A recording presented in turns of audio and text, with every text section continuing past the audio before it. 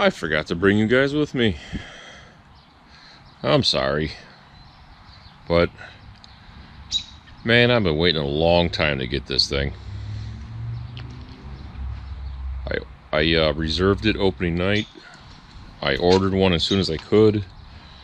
And they had me reorder for 2022. It was supposed to get built the first production week for 2022. And needless to say, that was not the case. And it got delayed 5 or 6 times after that.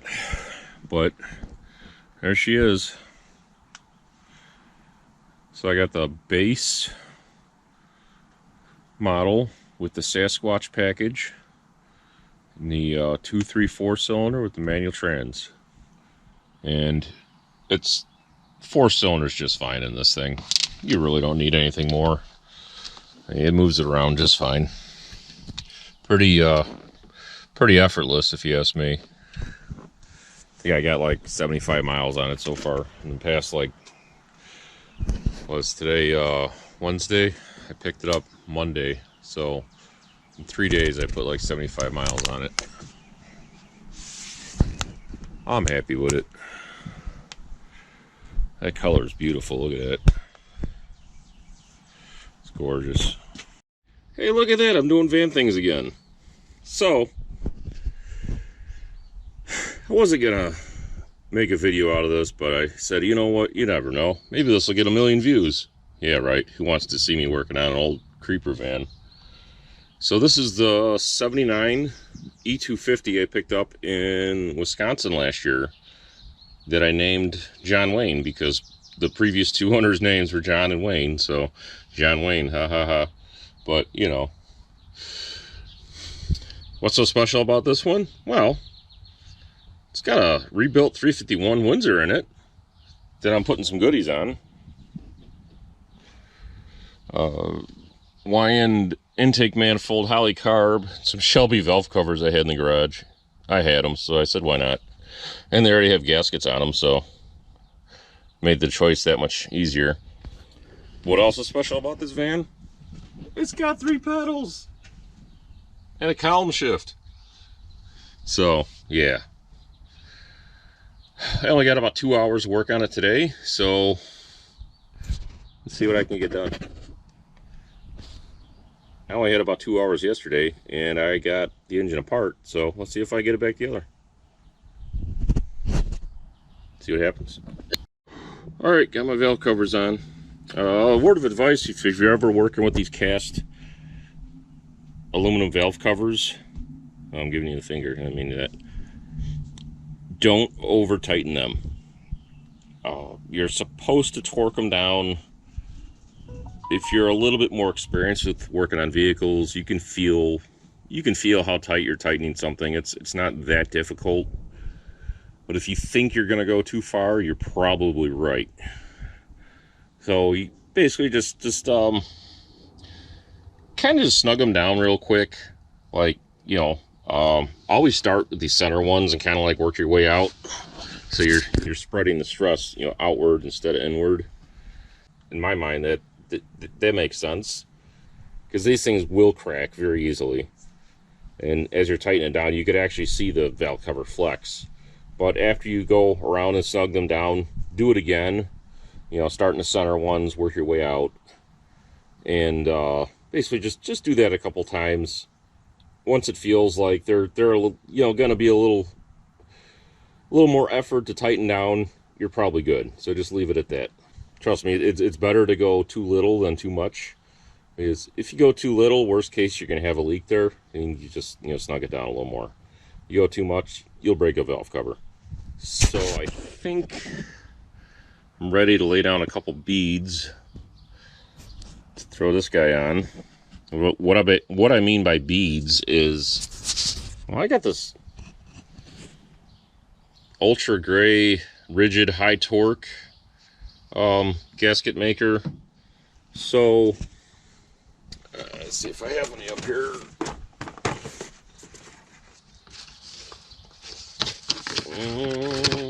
This don't even have any in it. Let's see if it has any.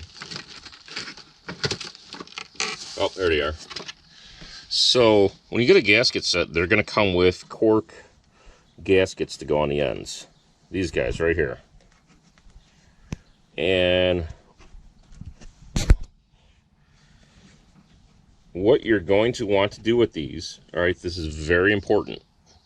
What you're going to want to do with these is just, well, eat them. Say bye. We don't need those anymore. Why? Because those things will always leak. They will always give you trouble. Trust me. What you want to do with the Fords, maybe it works on Chevys. I don't know. I don't work on too many Chevys. But you want to take a nice thick bead of this stuff and go from here. You want to get a little bit extra in this corner and go across here. A little bit extra in this corner. And then the same up front. A little bit extra in that corner and go all the way across. You do that right, you won't have any leaks.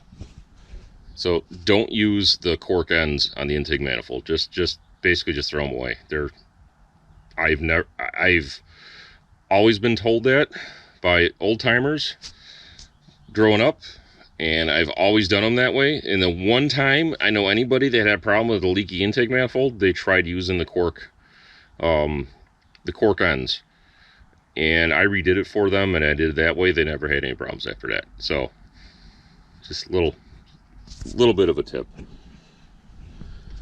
All right, let's get this intake bolted on. I still have, I don't know, an hour and a half or so, so I'm doing all right in time. So those are my new gaskets for the ends. I'm telling you, I've never had a problem doing it this way. The cork ones always leak. They might not leak right away, but they'll leak soon after. Okay, so you basically want to do the same thing with the intake manifold as you did with the valve covers. Now, I ended up having to use a slightly longer bolt on these corner ones. I think it's just the design of the manifold. I think I required a slightly longer bolt. I mean, like, just ever so slightly. I didn't like how the bolts I used in the center were fitting on the ends. But there is a pattern that you could look up online for tightening the intake manifold. I believe you start with like this one, and you go over to this one. Here, I believe you start with, like, let's say this one, and you go across over to this one, and then back over to this one, back over to this one. You kind of like crisscross, starting in the center and work your way out. Like I said, because you know how energy works. The energy has to go somewhere. So if you spread the energy outwards towards the end, it's gonna, you know, leave the engine. If you spread the energy towards the middle, it's gonna end up here, and bad things will happen. So just yeah, whenever you're tightening anything down like this, always start in the middle and work your way out. Just snug everything down first, just, you know, so that the threads bottom out. Well, not bottom out in the hole, but, you know, so that the head of the bolt seats the surface of whatever you're tightening down. Just, you know, basically just do that first all the way around, and then go all the way back around with a torque wrench. Or if you're a little more confident like I am, just you know, you could feel it, you know, just give it a half a turn or something, you know. And then once you go around once, go back to the center. If you can get another, like, if you could easily get another half turn out of them, do it again, you know. It's just so. But if it's your first time or you're not sure, by all means use a torque wrench. Just, you know, you should always use a torque wrench. You know, do as I say, not as I do, one of those type deals. So I'm not going to bore you with tightening everything down. That's done. And you can see the bead of sealant coming out across the back of the intake. That's how you want it to look. It's okay for some to come out. That's actually perfect. I think it is, in my mind. Someone's probably gonna tell me I'm wrong, but I don't care. That's how I do things. So now you can start bolting on everything else. These guys, well, this is for the throttle bracket. Just tighten them up, just snug them up. They don't need to be torqued down or anything. This I'm not going to be using. This is for the exhaust gas recirculation system, basically emissions. This thing no longer needs to take emissions, at least in Illinois it doesn't, so I really don't need to put any of this back on. They do sell like little plugs to go on the back of the heads. I don't have any of those handy, so I'm just gonna block this guy off. So it's no, I've done it before. Everybody's done it before. It's no big deal. It honestly isn't. So I'm gonna figure out something to block that guy off. Get these tightened up. I'll probably get my vacuum stuff figured out. Get the car bolted on. Get a thermostat in this. There was no thermostat in this thing, so haha. And go from there. How much time do I got left? Got about an hour left, so let's see what I can get done in the next hour. Getting ready to put the thermostat back on. I went ahead and cleaned up the bolts. It's always a good idea if your bolts look a little dirty, you know, in the thread department, to clean those threads out.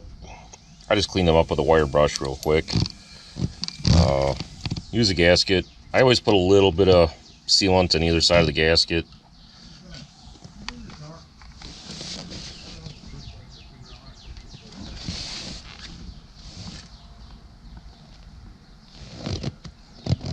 It's neighbors.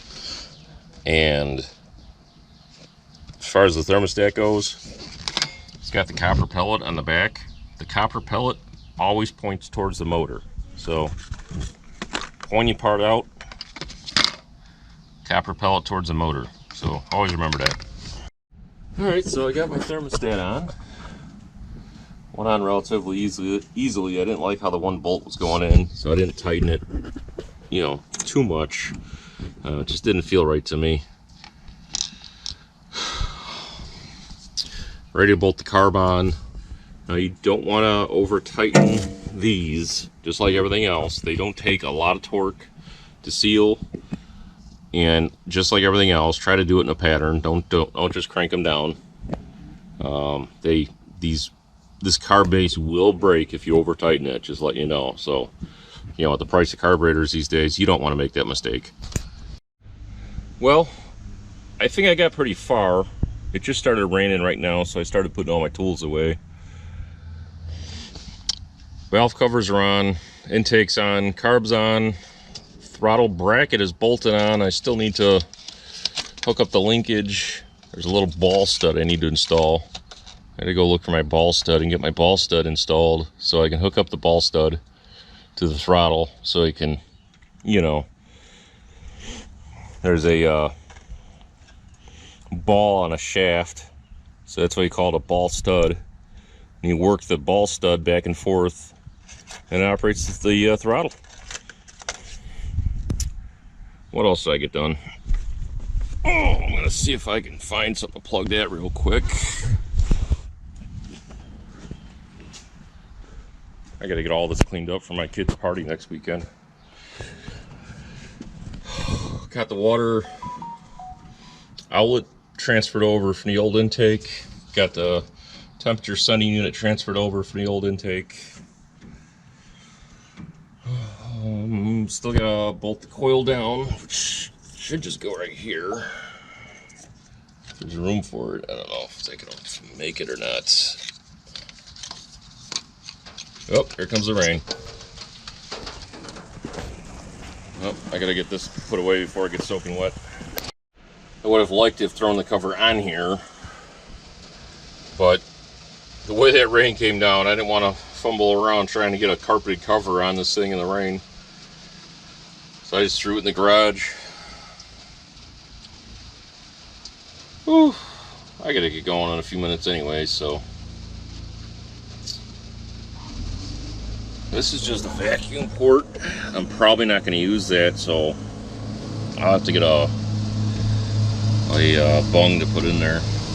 Plug, yeah, plug. Bung plug, yeah, bung plug. So I'll get a plug to put in there. Don't need it. I think this one will go to the booster. And one on the side here goes to the distributor. I think that's all.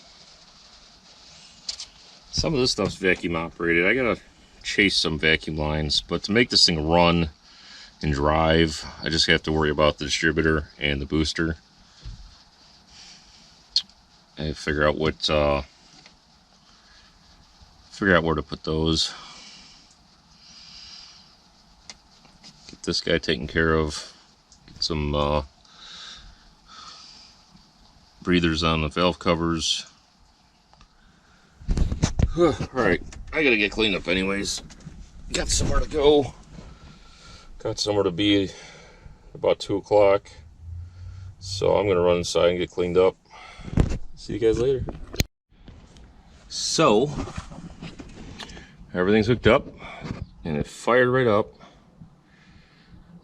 The thermostat housing leaks.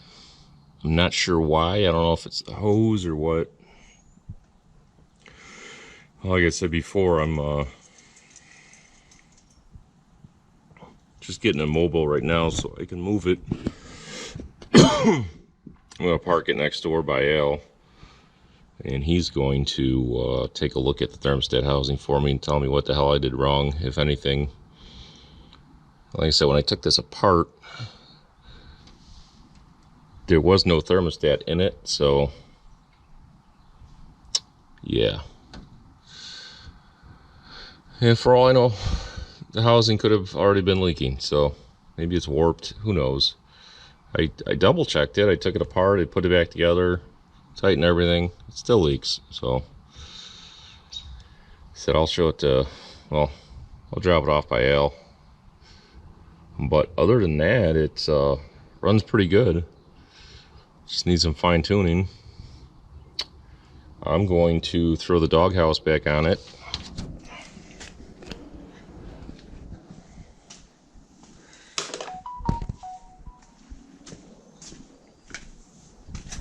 Show you what it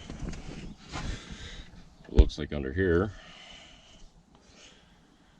Should start. Just got to put the clutch pedal in.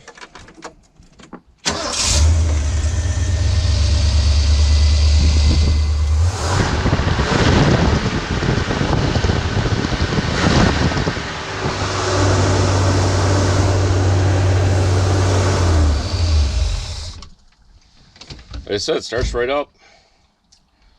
Seems like it runs pretty good.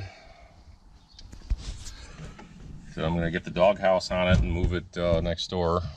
So like I said, I have my son's party here, so just trying to clean the yard up a bit.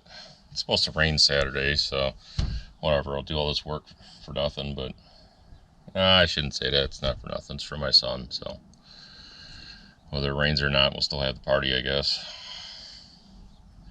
Got a lot of cleaning to do, and it's Tuesday.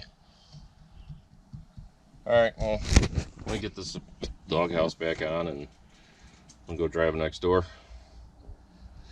First time I'll be driving this thing, so see what happens. So I was having some trouble getting these tires mounted on these wheels. These are for the green 79 van. So these are 950, where are they at? 9.50R165 LT, and the specs on them say they will fit a 8 1/4 inch rim. Well, these are about the narrowest I could find. The old 8-lug 5-slot mag wheels is 8 1/4. And you will never find them in a 16-inch size. They will always be at 16.5 because that's what was popular back then. Now these I sent out to get polished, and they came back powder coated. Not quite what I asked for, but whatever, I'll just roll with it. They look pretty good. So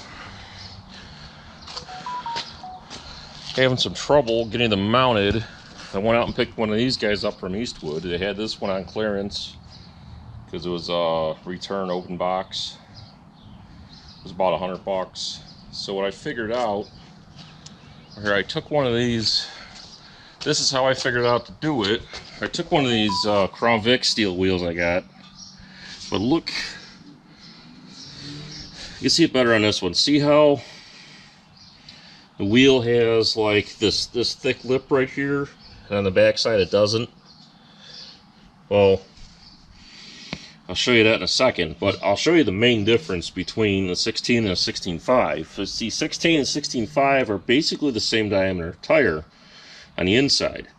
So 16 has this little safety bead right here. This little guy, it's called a safety bead. Keeps the tire from popping off. The bead. The 16.5 doesn't have that, and it's a different angle right here. So that's why you can't mount a 16.5 tire on a 16-inch rim and vice versa. This whole like shoulder right here is different. So what I figured out to do is I took one of those 16s, put it down here and put a blanket over it so I wouldn't scratch the powder coating, and I set the 16.5 wheel on top of the 16-inch. It actually fits in there like perfect. So that way the tire can basically seat itself on that lip on the inside there and kind of like free float. And hopefully I don't kill myself now. I'll show you how I did this.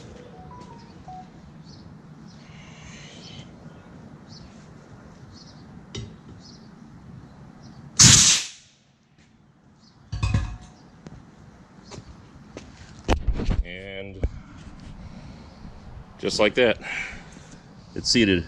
Just got to air this one up and I'll be done. So for the record, a 950 R 16.5 tire will fit on an 8 1/4 inch rim.